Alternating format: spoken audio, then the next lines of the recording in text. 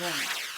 So how I lost weight, toned up, gained muscle without going on a diet. At the age of, I'm currently 49, I started this I was about 47. Um, wasn't menopausal, but was about to go into the menopause. Um, was in English 12 stone 4, that's about 172 pounds everywhere else.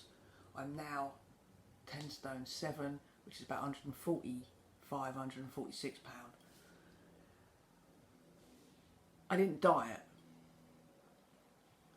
I've changed, I kind of got a bit more, I tracked it more near the end, but I didn't diet. In the beginning, I used to eat on average between 2,500 and 3,000 calories a day, which is why I was overweight. For my actual body type, before anything else, it was about, because I walk about 10,000 steps a day, used to walk a hell of a lot more when I was a postie, and I used to have to eat a lot more food, but I don't do that now, I'm indoors. So I eat 2,110 is my baseline, and I walk on average 10,000 steps when I first started. That's changed since, but that's what it was in the beginning. I decided that I've always kind of had a dumbbell but never done a massive amount. So I decided that because I have gender issues and also not getting any younger, and my other half had been sick, and it made me kind of want to be less fat, right? So I started going to the gym because a friend of mine said she found it easier to go to the gym. So 3 times a week, went to the gym. I'd go in, I'd do 10 minutes warm up, do about an hour and 20 minutes, walk there, walk back. I still ate exactly the same as what I ate when I was overweight. So I averaged between 2,500 and 2,000 and 3,000 calories, depending if it was a weekend. Like on Friday I might eat 3,000 calories, Saturday I might eat 3,000 calories because it was the weekend, and the rest of the week I might eat 2,500. Now obviously that's still quite a lot of food, right? So, but because I had increased my activity, weight started dropping off because my body's like, what? Right? So obviously you track the scales a bit, but the scale doesn't tell you anything because your body can fluctuate 4 pounds below and up, you know, just by storing glycons in your glucose in your muscles more, and you know, holding water because you were dehydrated and got drunk the night before. There's loads of reasons as to why your body weight fluctuates, but a lot of people focus on what the scale's doing. So what I decided to do is take no notice of the scale, carry on eating exactly the same as what I was eating. Just wasn't overeating, you know, was a little bit more conscious of what I was eating. Didn't deprive myself of anything, didn't eat any more because I'd been to the gym, just ate the same. I walked to the gym, walked home, so I'd increased my step a little bit by that, just walking to the gym and back. So that was probably 12,000 more steps a week than I was used to doing. So that's a few more calories. And I was doing, 3 workouts, maybe 300 calories a go. So, you know, there was a point, after about 6 months, my weight stayed the same, but I was still changing shape. My dress size was getting smaller and smaller and smaller, so I carried on doing that full body workout for about a year, eating exactly the same foods. Then, what I decided then to do is, like, not diet either, just cut out a few more foods that were just like, you know, I wouldn't binge as much at the weekend. I'd be conscious of it, but I wouldn't go without. I would not have dessert, and I wouldn't not have a bag of popcorn. I'd have popcorn over a chocolate bar because it's half the calories. I'd be a little bit more clever with how I ate that food, so I felt full. The other thing a lot of people do is they have these smoothies, don't they, right? You take a banana, you eat 4 bananas in a row. After you've eaten them 4 bananas, you're not going to feel great. You're going to feel a bit sick, right? And you're probably going to struggle to eat them, like you would eating 4 apples in a row, etc. Because of the fibre in it. All fruit's got fructose in it. Well, the moment you put it into a blender, you destroy that fibre, so your body can consume more, and it becomes that you can consume a concentrated amount of sugar. So a lot of people drink calories where if they actually ate the fruit as it comes, it would be so much more filling that you'd stop eating, right? So there's loads of different things you can do in order to prevent cravings. But as I say, when you first start going, you don't need to do anything in the sense of change anything, right? Just for the first 1 or 2 years, you're prepping your body to get used to it. If anything, the most important thing at that time is consistency. Because once you've got that instilled, the rest of it just follows. At the end of this video, I'm going to put pictures of me when I first started in the gym and pictures of me kind of nowish. And you can see the clear difference, you know. I want to show a realistic place of where you can be in the sense of physique. In the last year, about the last year, I changed my starts again. I go 4 times a week to the gym.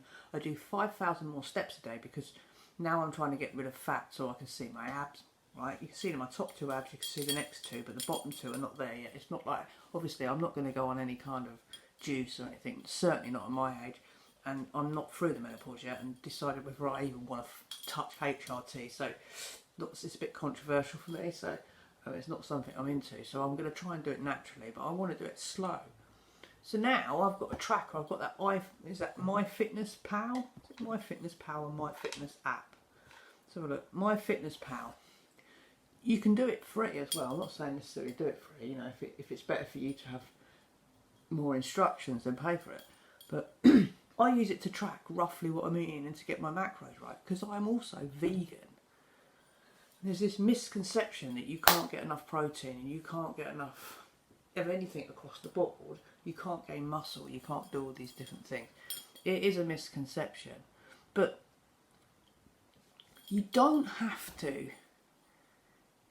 kill yourself when losing weight. You know, obviously there's different levels. We're all different. Some of us might be 6 stone overweight. Some of us might be a stone overweight. Some of us might not lose weight quick. We might have a high thyroid. You know, a thyroid might work more. Don't know.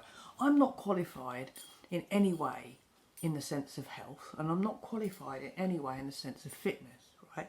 I'm just knowing from what I've observed and what I've seen happens that so many people watch the scale and then restrict the calories so much, it's ridiculous.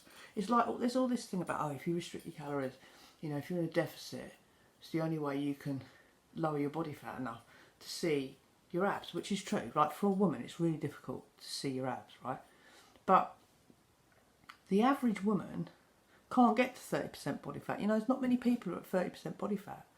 You know, between 22 and 30% body fat is the range of where you're healthy, right? But 22%, that's the top end of you seeing your abs as a woman, right? So it's a really strong stretch to put yourself in that situation of this expectation that society gives you, right?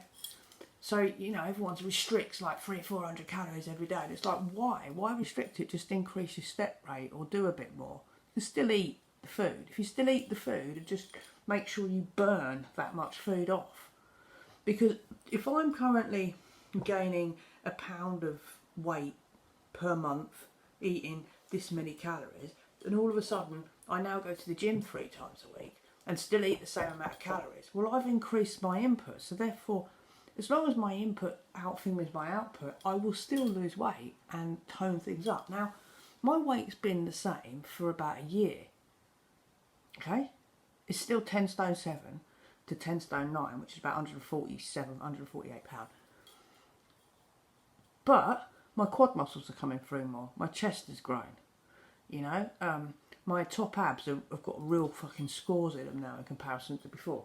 There's loads of things. My lats as well are changing. My shoulders have got more striations in my muscles. I can see the striations in my muscles.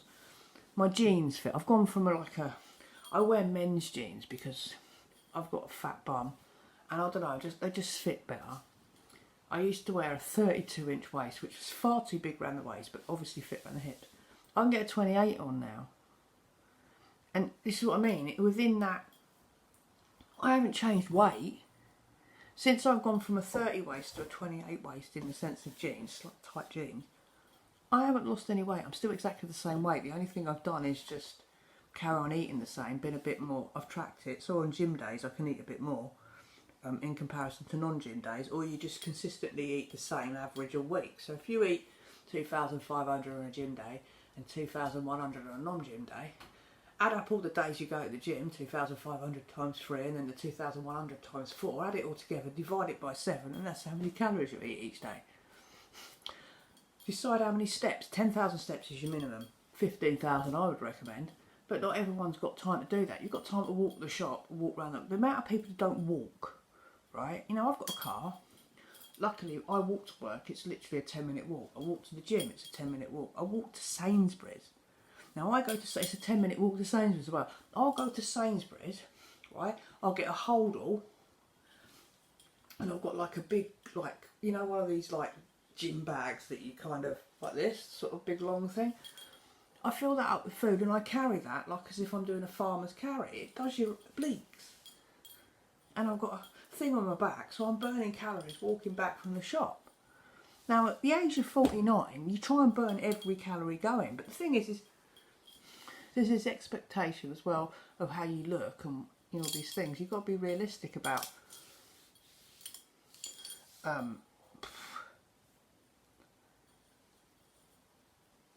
expectations. Like, look, if we look here, right, I kind of, you can see I've got muscle, right, but you can you see this? Look, if I do this, you see that that's old skin, right? That's old skin. Look, and I can, it's not, yeah, but it's not when it's tense and when I'm kind of doing this on Instagram or on Facebook. Look, you can see I'm old. You're always going to have this in different places, even at the age of 20. You know, we all have different elastic levels of our skin, you know, and there's this. I'm basically going to go into what I look like. So I'm going to show you a handful of pictures now of what I looked like before, and you'll see I'm not stupidly fat, but I am overweight and unhealthy. I was pre-diabetic because of the fact I was carrying so much fat. The glucose was staying in my blood for too long, and my muscles couldn't absorb it into the glycons. And glycons are where you store glucose for when you do exercise.